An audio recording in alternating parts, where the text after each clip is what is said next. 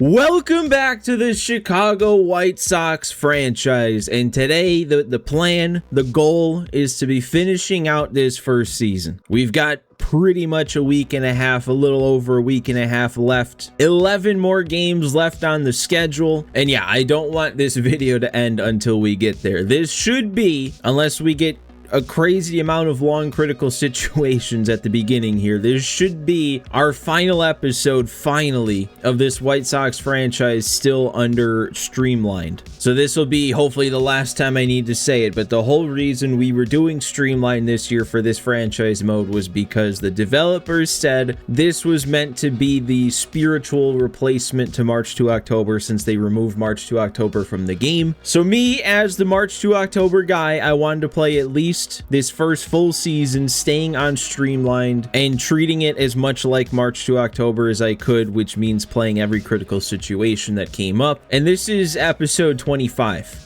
And we still have 11 games to go before the season ends. That is many more episodes than it took to finish a season of March to October, and the episodes on average have been longer than March to October episodes. I'm just rambling at this point. We got to get into some games because we got 11 of them to get through, and 11 can be kind of on the a lot side of things. We kind of had the goal last episode or two ago, was when it started, to try and still get to 70 wins, which means we need 7 more wins today, which with 11 games to go means we need to go 7-4. We didn't have a good episode last time in terms of winning games, so we're gonna need to flip that big time to get to that 70 win mark. Completely arbitrary goal. It's not like that gets us anything, but let's start by not getting swept by Cleveland. Maybe we got Clark Schmidt on the mound with a 3.34 ERA since getting called up, and we do have an immediate critical situation where we're going to be down 2. We've got an out, 2 on in the top of the 9th. Colson Montgomery up, and we got to prevent this game from ending. But yeah, I also want to say sorry again for the long layoff in between episodes. I know that's not necessarily a new thing for there to be a long time in between episodes for me, but this time I was kind of dealing with like this weird ear infection type thing. I don't know, my ear was all swollen, I couldn't hear. I still can't fully hear out of my left ear. But we're back. And we're back to missing hanging sweepers, apparently. Last chance, Murakami. He's already got a homer. He's up to 15 on the season. If he could, like, surge here a little bit at the end, maybe get to 20, that'd be nice. It is crazy to be thinking that way, when in real life he got to 20 home runs before his injury, and his injury happened before June started. Our fictional Murakami definitely did not live up to what the real life Murakami did, and that one's not getting through, so that's going to be another loss. We got to go 7-3 now from here on out. All right, then next up we've got the Tigers. I think, yeah, they're leading our division by a lot, by 8 games. So 4 games against them here. Maybe we'll catch them coasting a little bit here. Maybe they've already got it locked up. They're not going to be trying too hard. They are throwing Framber out there, who's got 228 strikeouts in 192 2/3 innings. That is a season out of him. See what Shane Smith can do against him. We get another critical situation. We've got this is a tie game. Okay, tie game, top 9 with Sir Anthony out there. Sure, let's see what we can do. Oh, and it's raining. Ooh, that could be 2. Let's get it turned quick. 66 speed. We got it. Nice. Huge. So yeah, also while we're finishing out this game, I want to talk a little bit about what the plan is going forward, because I know this has not gone the way that I would have liked to, and that's my fault for having such a long layoff in between episodes. A lot of times, like, it was not supposed to take this deep into July. Like, I'm recording this the day of the All-Star game. But yeah, it was not supposed to take this long to get just this first season finished. But the plan is still, like, I'm going to continue this. Oh my God, Acuna. He can play left. Doesn't look like he's out of position there. But yeah, anyways, the plan is still just keep on going the way that I originally intended this series to go, especially with us finishing up on Streamline and taking full control heading into the off season. I'm still having fun. I'm still excited to continue. It's just I gotta actually like sit down to record and post videos. But as far as the plan for like the next couple of episodes, this one obviously we're going to be finishing out our season. You know, we're already eliminated, we don't have any chance at the playoffs or anything, so it's just about getting those games over with. Next episode, we're gonna finish out year 1, gonna kind of, you know, recap it a little bit. We're going to see who wins the World Series, who wins awards and stuff like that. Go a little bit over our team, and then a little bit over like my plan for the off season and what I want to be looking for, who I'm looking to keep, who I'm looking to move. Then the next episode after that will be the off season. I plan on getting the entire off season in one episode, and then from then on, we're on to year 2. And I have some ideas for how I want the videos to flow once we're in full control and not just relying on playing critical situations.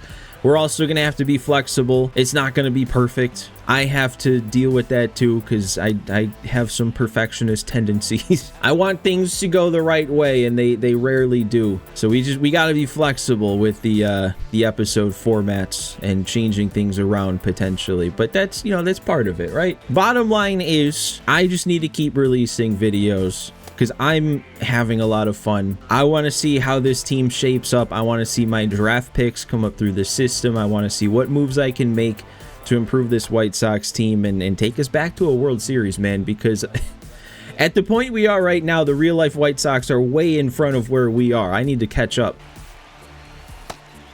Ooh, I guess I don't know if, well, it said challenge, so it probably wasn't on the swing. That might have been a strike anyway. Yeah, good thing I didn't challenge. All right. I also can't decide whether or not I do like the blur. Like, I don't know how much easier it actually makes the pitch to see just as a whole, you know, when the background's normal, but I definitely feel like I'm missing out seeing things on the Jumbotron and seeing things around the stadium. How am I missing that, dude? What did I do wrong? And now they're taking him out. Okay. Teal? Oh, that is getting down, dude. I did not know. That might have won the game. That definitely won the game. I did not react to that because I thought that didn't come off the bat with enough. I thought that was going to be a lazy fly ball to left field, but no. Kyle Teal is walking it off with a double. That was very nice, because honestly, part of me was resigned to just needing to go to extras in that game just because it's again been 2 weeks since I've played on GOAT difficulty. I thought it was going to take me a little while to square up a ball, actually hit something. All right, now 6-3 the rest of the way to get to 70 wins. Game 2 against the Tigers, man. Even Jack Flaherty has a 2.6 ERA. Tigers have got some pitching this year, apparently. We've got Davis Martin going against him, and we get our 3rd straight critical situation. We're closing out a 1-run lead this time with Sir Anthony on the mound. I kind of hate that I'm about to speak this into existence, but I for some reason don't have a good feeling about this one. I know Sir Anthony's been really good for me for a while now, but I don't know. All right, well, that's a good start. Blowing it past him, up and in. That was the scary bat too. Well, this is a scary bat also. But look, I mean, Kerry Carpenter had 85 contact, 96 power versus righties. He mashes righties. I think Riley Green mashes righties too. Oh yeah, he does. Okay, but we got him to roll over. I don't think, yeah, that looks like Bergoya, not Mydroth, but he makes the play anyway. Now we just got to deal with torque. That's a strike. I will take that. First ABS challenge in a couple of weeks. We're still looking good with that.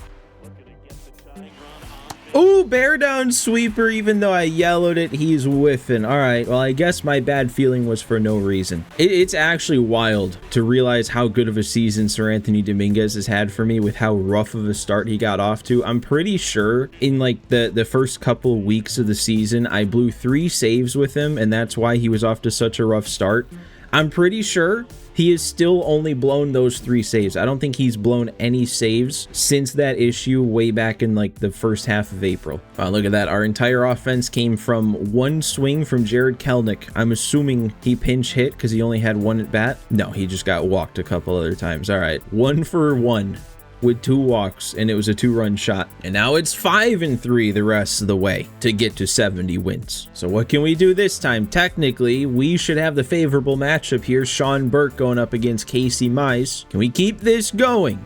We got a chance to. It's our 4th straight critical situation, just what we need in the episode where I'm trying to get through all these games. We've got the bases loaded, Kelenic up, 2 for 3 already with a double after the game where he hit the deciding home run, but we're down kind of big here. We're down 4-1 here in the bottom of the 8th. It also looks like Sean Burke had a scoreless 6th inning, so it was whoever came on in the 7th that ruined it. I'm not going to distract myself with looking at who ruined it yet. I'm going to just focus on this. We've got 3 pitches to deal with. He throws some gas.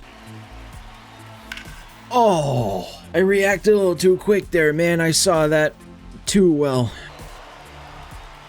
I could feel myself just so slow reacting to that pitch, and now they're going to go to someone new. Oh, Kenley. They're bringing in Kenley a little early here. He's got 44 saves for them with an under 2 ERA. Let's ruin that. It's Bergoya. Do I want it to be Bergoya? Why is he playing so often? I think that's 3 of the 4 games he's been in. Nah, I'm bringing in Murakami. He's on the bench today. We're pinch hitting him. He's got a good clutch rating. Got to do something here. Oh! Look at that PCI. It was perfect. Slow down.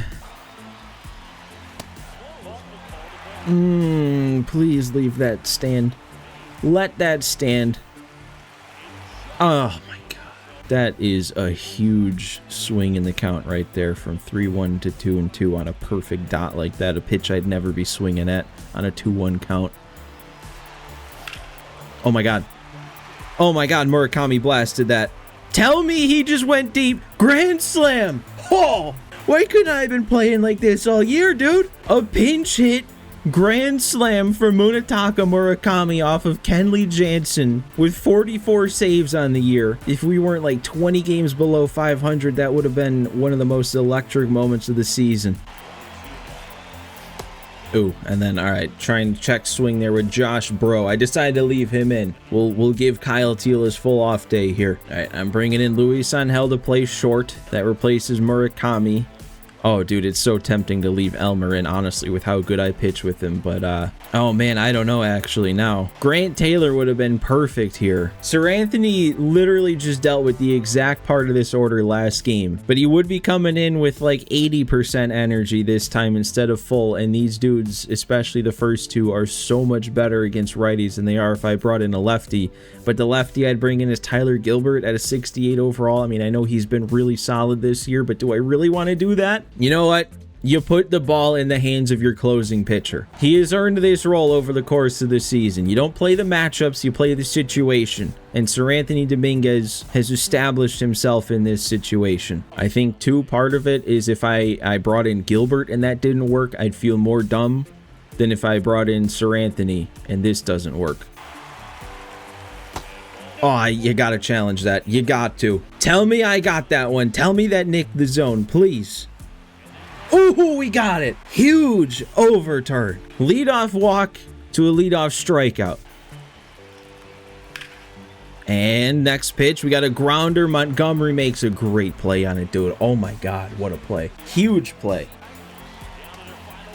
Oh, and we blow it past him. Oh, Sir Anthony Dominguez. That might be one of the best games of the year, dude. One of the best performances by me, at least. 3 games in a row against the division leaders. Now we only need to go 4-3 the rest of the way to get our 70 wins. It feels possible. First, though, man, we're going for a 4-game sweep against the division leaders. It's Cannon on the mound to get us there, and we can't do it. And, yeah, that was a while ago. Last episode, a couple of weeks ago, the CPU roster management automatically DFA'd Tanner McDougal. Had to make some room on the 40-man, I guess, and Rockies claimed him. We don't have Tanner McDougal anymore. I mean, that sucks, but it's also not horrible. McDougal wasn't as good as it seems like he has a chance to be in real life. He was a C potential. He was only like a 58 overall reliever. Even if I changed him to a starter, which was the plan, he still would have only had like mid-60s stamina,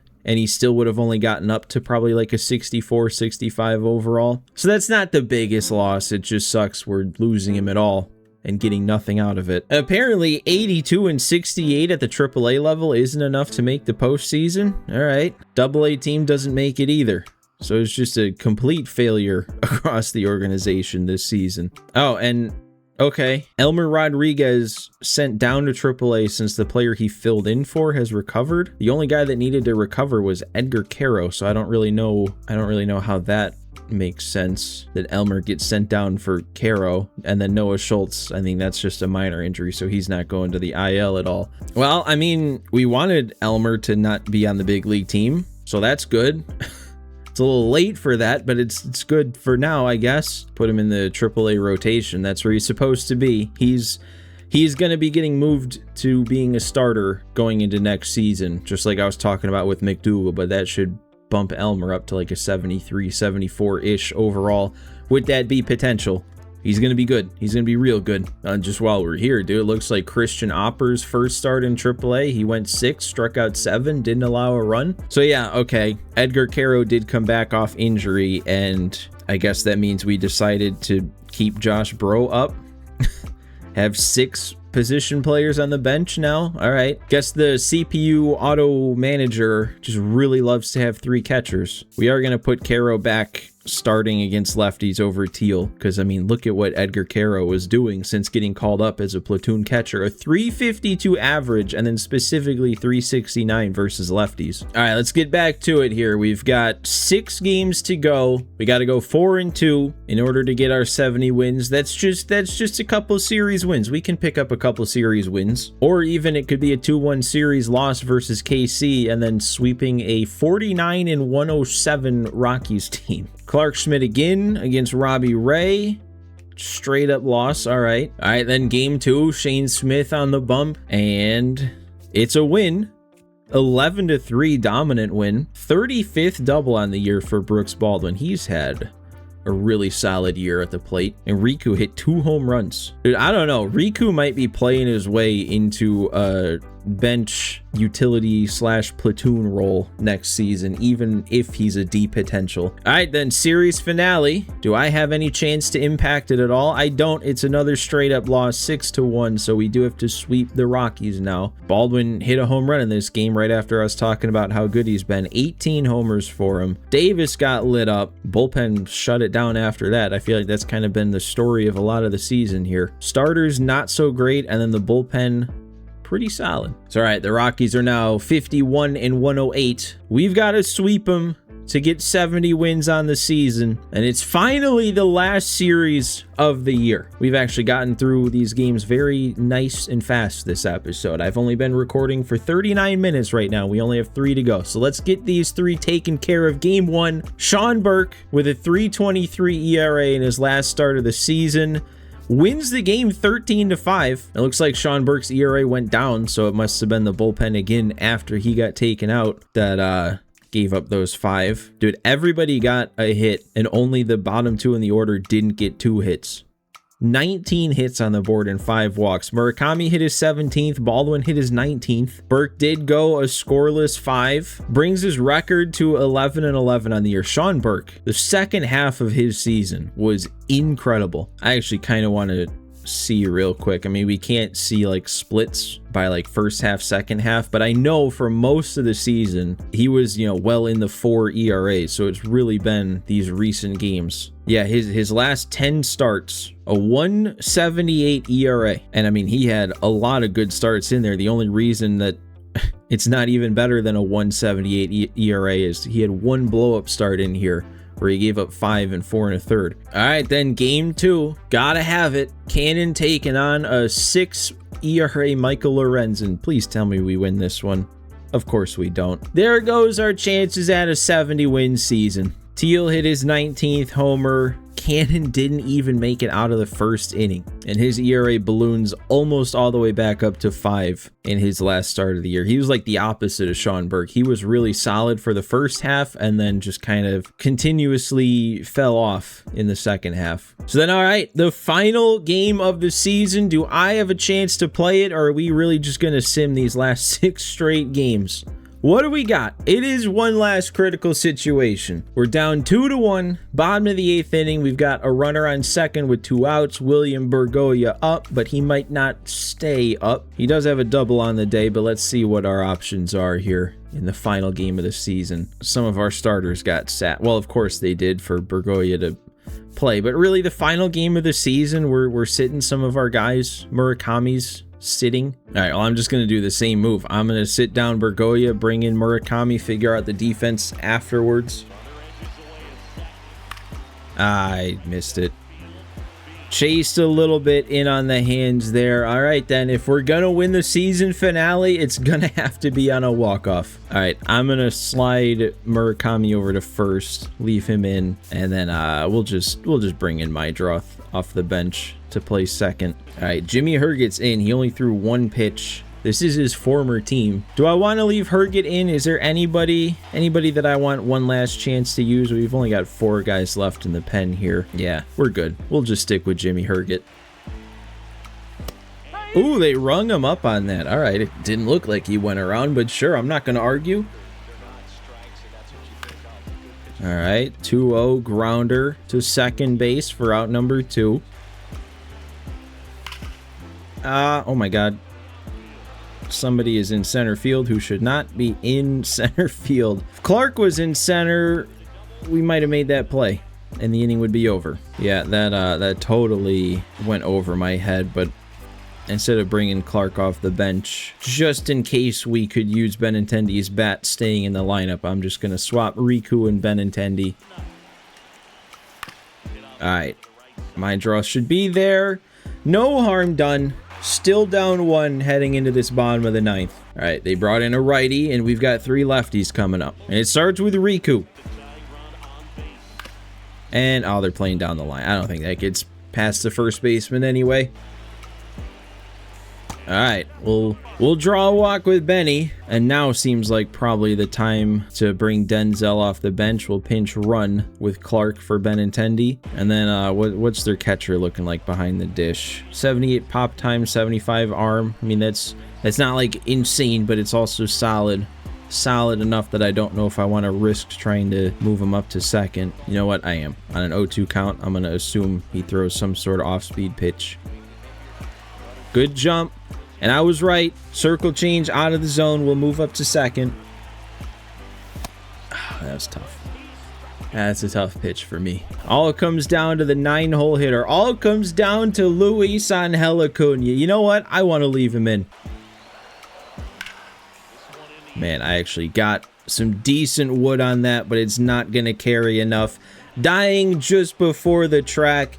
And that's how the 2026 season is going to end. Losing a series to was it 109 loss Rockies team? That certainly is a way to go out. I don't know, like I was saying earlier, next episode we're going to recap the season, so I'll save most of the season recap for then. But for what this season was, I feel like we can't be too disappointed. Like, we've got the real life White Sox doing what they're doing that kind of skews the perspective a little bit, but ultimately we were, what was it, the 27th, 28th ranked team going into this season. We held our own for like the first half, about the first half-ish. We were close to that 500 mark, and then even though we fell off pretty big time in the second half, we still improved on last year. We didn't lose 100 games, so we broke that streak of losing 100 games in the last 3 seasons, and we definitely saw some meaningful improvement from some of our players. I don't want to go too in depth from it, but like Kyle Teal had an amazing season. Brooks Baldwin too, I mentioned a couple of times this episode. He was really good. He played better than I anticipated him being. He's going to be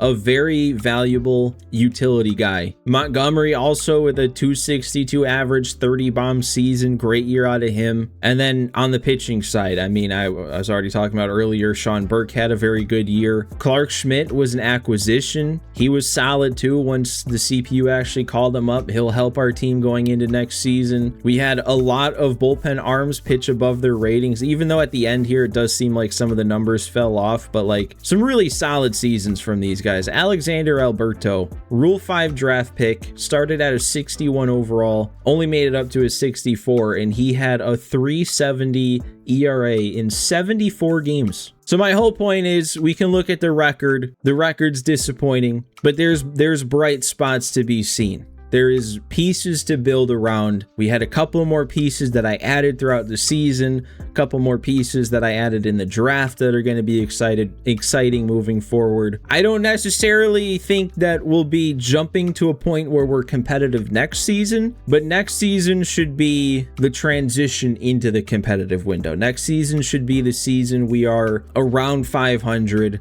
maybe have an outside chance at a playoff spot depending on how the pieces fall. And then also, like I've said a million times, next season we'll be taking full control. I mean, honestly, I could adjust this right now because that was the last time we have to be on Streamlined. I think my final analysis is Streamlined was nowhere near a replacement for what March to October was. March to October just had so many things that made it its own mode that with a lot of those like structures, I guess you could call it, not being in franchise, it's really tough to think that a version of franchise could really replace it. Like, you had the whole player lock system in March to October where if you were good with a player locked guy, they were boosted for the rest of the year. You had the fast track and call up player lock system where if you were good in one of those instances, your player's attributes were actually boosted. That was a big deal. That doesn't carry over to this. Also, another big deal that doesn't carry over to this was the momentum system in March to October. If you win a game that you play,